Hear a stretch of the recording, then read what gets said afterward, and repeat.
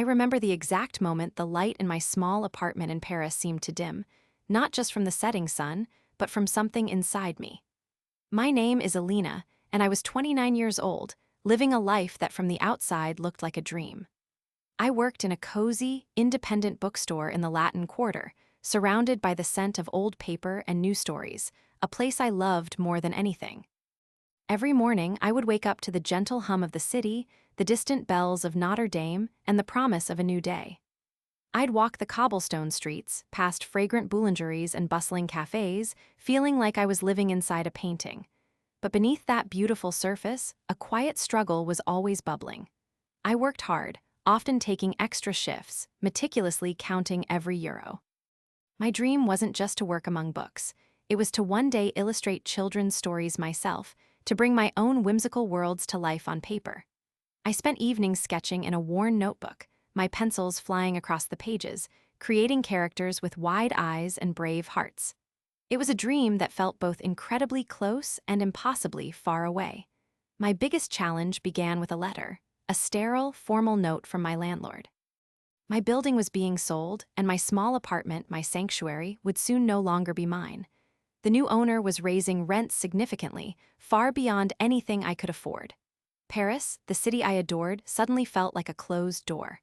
My internal nemesis, that persistent voice of doubt, began to whisper in my ear, "You don't belong here, Elena. You're not good enough. You're not strong enough to make it on your own."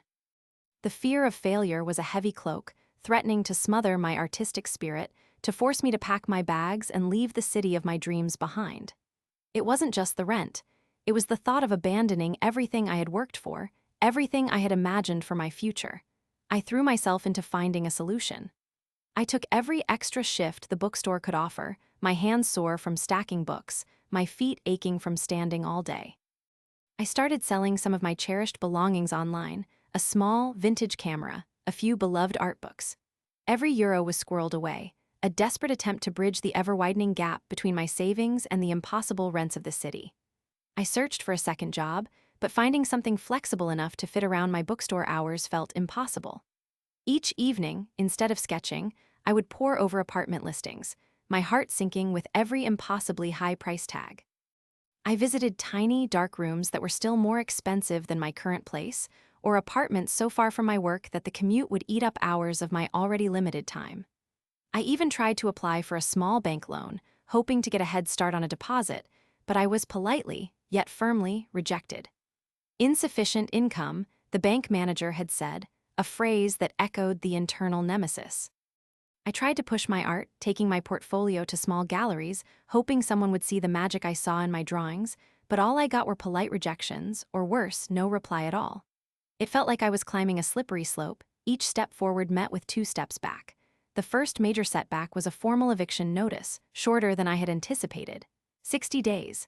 60 days to find a new home or face being on the street. Panic began to claw at my throat. Then my small refrigerator, old and wheezing, finally gave up completely, leaking water across my kitchen floor. The cost of a new one, even a cheap model, was a blow to my already meager savings. Just when I thought things couldn't get worse, a stubborn cold turned into a chest infection, forcing me to miss a week of work. The lost pay, combined with the cost of medicine, felt like a final, crushing weight. I remember standing in the children's section of the bookstore one afternoon, surrounded by bright, hopeful stories, feeling utterly hollow. A customer snapped at me because a book they wanted wasn't in stock, and for the first time, I felt my love for books dim, overshadowed by the exhaustion and the crushing weight of my failures. I had found a small studio apartment in a quieter part of the city, a place that felt small but safe, with a sliver of light that promised something better. But when I went to sign the lease, the landlord informed me of an additional, unexpected security deposit. It was the amount I was still short, the amount I simply did not have. I went home that evening, my shoulders slumped, my bag heavy, not with books, but with the burden of my impending homelessness.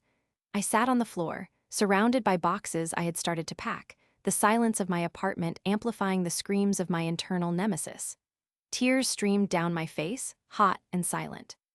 I pictured leaving Paris, imagined a life somewhere else, simpler, less demanding, but devoid of the artistic spark that Paris had always ignited in me.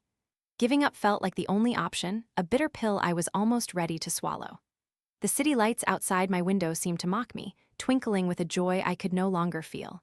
I was alone, truly alone, and at my lowest point. The next day, still reeling from the landlord's news, I dragged myself to work. My eyes were a little red, my heart a dull ache in my chest. I moved through the bookstore on autopilot, reshelving books, helping customers, my mind a million miles away, replaying my failures. A young boy, no older than 5, came in with his grandmother, his face alight with excitement. He wanted a story about a brave knight, and despite my own despair, a small spark of joy ignited as I helped him find the perfect book. While tidying the shelf of classic children's stories, my fingers brushed against something unexpected tucked deep inside a copy of The Little Prince. I pulled it out. It was a crisp 10-euro note folded neatly, and with it a small handwritten note on a tiny square of paper. It read, "For the next adventure."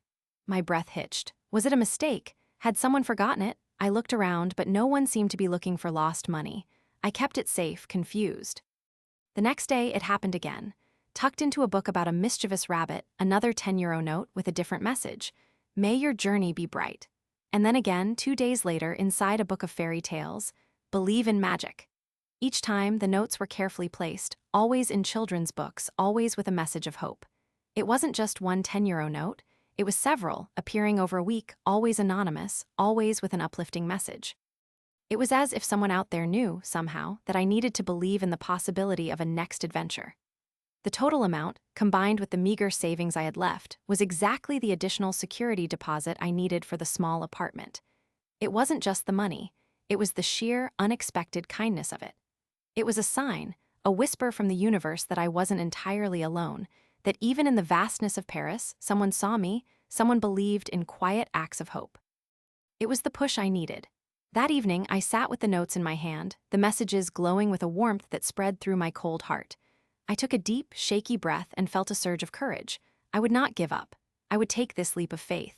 The very next morning, my step felt lighter as I walked to the new landlord's office. With a renewed sense of purpose, I handed over the deposit, my hand steady, my resolve firm. I secured my little apartment, a small haven in the bustling city. That same afternoon, fueled by this wave of unexpected kindness, I did something else I had been too afraid to do.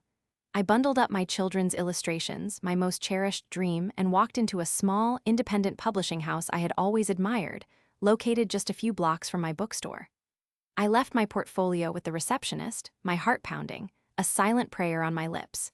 It took a few weeks, weeks filled with nervous anticipation, but then came the call. They loved my work. They offered me a small project, illustrating a short story for a new author. It wasn't a huge job, but it was a start, a foot in the door of my dream. I moved into my new apartment a month later. It was small, still had the lingering smell of fresh paint, and the views weren't grand, but it was mine. It was a fresh start, a canvas for new beginnings. I continued working at the bookstore, but now with a renewed energy, a deeper sense of connection to the stories I sold. My illustration project slowly grew, leading to more opportunities, and soon my whimsical drawings were adorning the pages of actual books.